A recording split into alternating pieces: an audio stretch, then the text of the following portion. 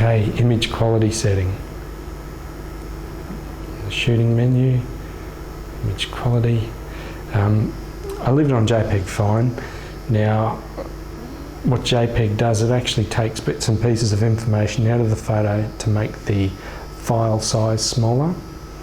Now, normal's probably about default, it's not too bad.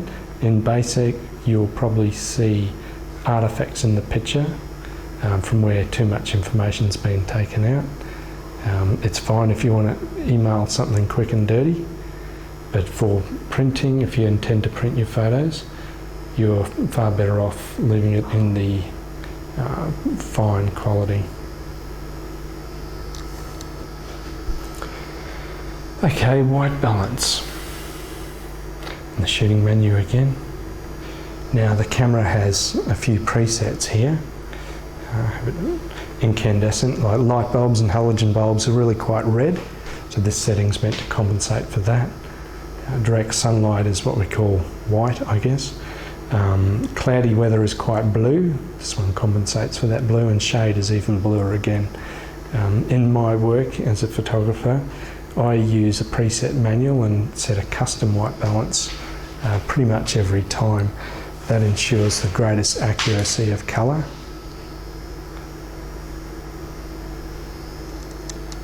Okay, metering mode. Just going to have a bit of a look for it.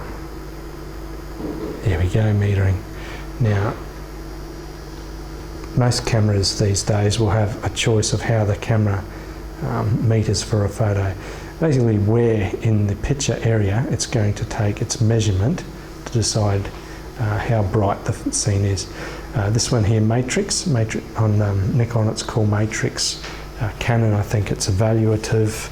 Olympus, it's called ESP, I think. And what that does is it's taking measurements from all over the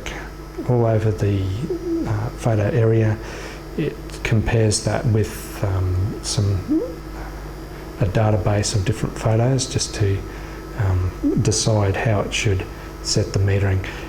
These days it's really quite good. Another one is center weighted. Most cameras from the 70s and early 80s, that was all you had, was center weighted. It's not too bad for most scenes as well, if you know what you're doing with it. Shut up. Spot metering is very handy if you know what you're doing with it.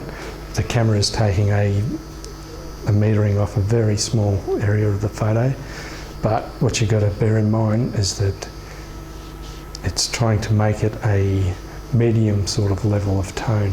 So if you take your spot reading off, something that's white, you'll get an underexposed photo.